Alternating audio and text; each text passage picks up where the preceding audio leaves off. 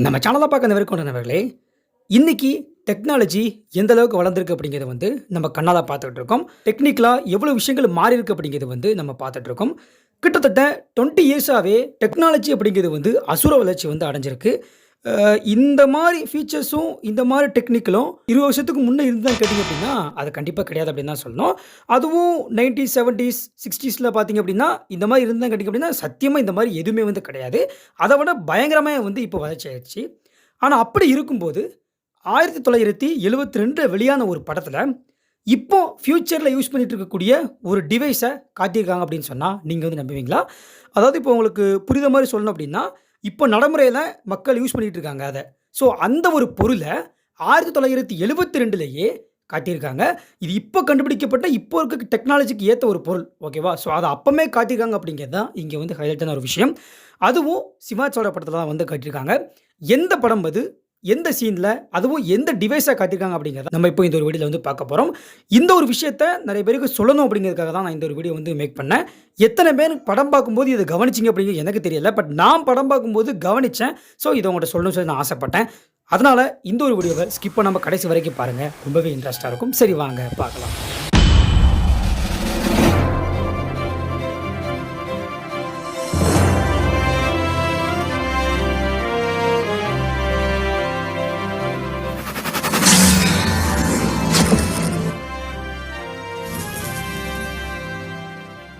First அந்த படம் எதுன்னு பார்த்தீங்க அப்படின்னா, 1972ல வெளியான ராஜா திரைப்படம் தான். இந்த படத்துடைய கான்செப்ட் ஒரு ஸ்பை ஆக்ஷன் ஃபிலிம். இந்த படத்த டைரக்ஷன் பண்ணவரு சி.வி. ராஜேந்திரன். சிவாஜி சார் ஒரு ஸ்பை கேரக்டர்ல தான் இந்த படத்துல நடிச்சிருப்பாரு. இந்த படத்துடைய கதைக்களமும் பார்த்தீங்க அப்படின்னா, அந்த அளவுக்கு தான் இருக்கும். அதாவது ஒரு கும்பல் இருப்பாங்க. ஸோ அந்த கும்பல் இந்தியாவுல இருந்து நெறைய பொருட்கள கடத்தி வெளிநாட்டுக்கு பல கோடி கணக்குல விப்பாங்க.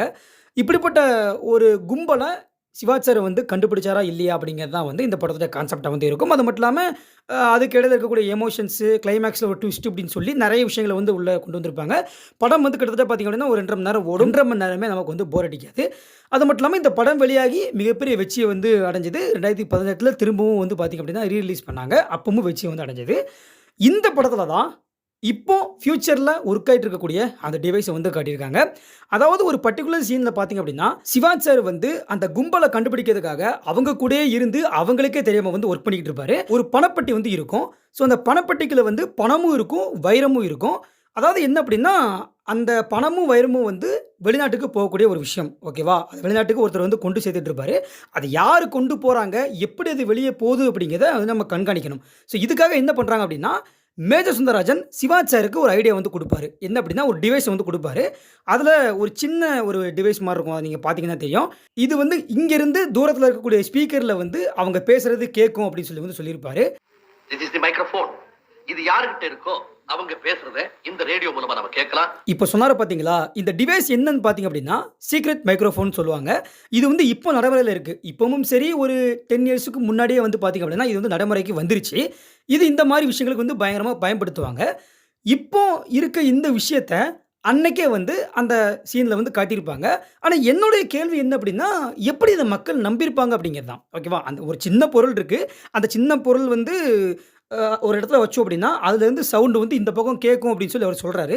இத எப்படி அப்போ இருக்க மக்கள் நம்புனாங்க அப்படின்னு சொல்லி தெரியல. பட் ஆனா அது ஃபியூச்சர்ல நடந்திருக்கு அப்படிங்கிறது தான் எதார்த்தமான ஒரு விஷயம். அதுக்கடுத்து இன்னொரு விஷயத்த காட்டுவாரு. ஒரு கேமரா. ஓகேவா?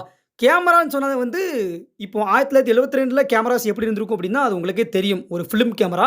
அதுவும் பார்த்தீங்க அப்படின்னா, ஒரு 1 1/2 டூ 2 1/2 கிலோ இருக்கும். அப்படிப்பட்ட ஒரு கேமரா தான். ரொம்பவே ரேர். ஒரு ஃபோட்டோ எடுக்கிறதே ரொம்பவே கஷ்டமான ஒரு விஷயம். பெரிய ரிச்ல இருக்கவங்க மட்டும் தான் ஃபோட்டோ எடுத்துட்டு இருப்பாங்க. ஏன்னா, அந்த அளவுக்கு அந்த கேமரா அப்படிங்கிற விஷயம் அன்னைக்கு ரொம்பவே ரேரான ஒண்ணு.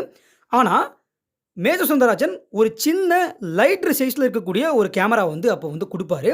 அது கேமராவா அப்படிங்கிறது அப்போ இருந்த மக்கள் அத நம்பியிருப்பாங்களா அப்படிங்கிறது தான் என்னுடைய கேள்வி. ஏன்னா, அது லைட்டர் மாரி இருக்கும். அவர் என்ன சொல்லுவாரு அப்படின்னா, அந்த லைட்டர ஒவ்வொரு டைம் பிரஸ் பண்ணும்போதும் ஒவ்வொரு ஃபோட்டோ எடுக்கும் அப்படின்னு சொல்லி சொல்லுவாரு. இதுக்குள்ள ஒரு கேமரா இருக்கு. நீ யார படம் பிடிக்கணும்னு நினைக்கிறியோ அவங்களுக்கு எதிர இத ஒரு தடவை பத்த வச்சா போதும். Like this. இன்ட்ரஸ்டிங்.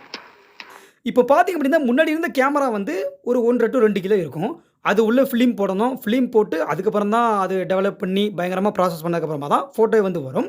பட் இப்போ இருக்க கேமரா மாரி சின்னதா ஒரு கேமராவ குடுத்துட்டு, ஜஸ்ட் அத வந்து கிளிக் பண்ணா போதும், ஒரு ஃபோட்டோ எடுத்துரும் அப்படின்னு சொல்லும்போது வந்து ரொம்ப ஆச்சரியமா இருக்கும், அப்ப இருந்த மக்களுக்கு. ஆனா இது இன்னைக்கும் இருக்குது. இப்போ இருக்குது. இது உங்களுக்கே தெரியும்னு நெனைக்கிறேன். இப்போ வந்து கேமரா வந்து பட்டன் சைஸ்ல இருக்க கேமரா கூட வந்துருச்சு. ஸோ அந்த அளவுக்கு டெக்னாலஜி இப்போ இருக்குது. இந்த டெக்னாலஜிய அப்பமே அதாவது 1972லயே அந்த சீன்ல ராஜா படத்துல வந்து காட்டியிருப்பாங்க. இந்த 2 விஷயத்த வந்து காட்டியிருப்பாங்க. இத தான் நான் வந்து உங்கட்ட சொல்ல வந்தேன். நான் இந்த படத்த எதார்த்தமா பார்த்து வியந்த ஒரு விஷயம் அப்படின்னா இதுதான். நெறைய விஷயங்கள் இருக்கு. இப்ப இந்த படத்த பத்தி பேசணும்னாலே நம்ம வந்து ஒரு ஒரு 1 ஹவர் கூட பேசலாம். பட் இதுல முக்கியமான ஒரு விஷயம், கண்டிப்பா இது நெறைய பேருக்கு சொல்லணும் அப்படிங்கிறதுக்காக தான் இந்த விஷயத்த மட்டும் ஹைலைட் பண்ணி எடுத்து உங்கட்ட வந்து சொல்லியிருக்கேன். இந்த ஒரு வீடியோ பற்றியும், ராஜா படத்துல இப்படி டெக்னிக்கலா காட்டியிருக்காங்க பார்த்தீங்களா? இத பத்தியும் நீங்க என்ன நெனைக்கிறீங்க அப்படிங்கிறத வந்து கமெண்ட் செக்ஷன்ல கமெண்ட் பண்ணுங்க. அது மட்டும் இல்லாம நீங்க அன்னைக்கு தேதியில இந்த படத்த பார்த்தீங்க அப்படின்னா, ஃபர்ஸ்ட் டைம் உங்களுக்கு பார்க்கும்போது அது எந்த மாரி இருந்துச்சு? நீங்க எந்த மாரி அத ஃபீல் பண்ணீங்க அப்படிங்கிறதையும் வந்து கமெண்ட் செக்ஷன்ல கமெண்ட் பண்ணுங்க. அடுத்து இதே மாரி நல்ல ஒரு வீடியோல நான் உங்கள சந்திக்கிறேன். நன்றி.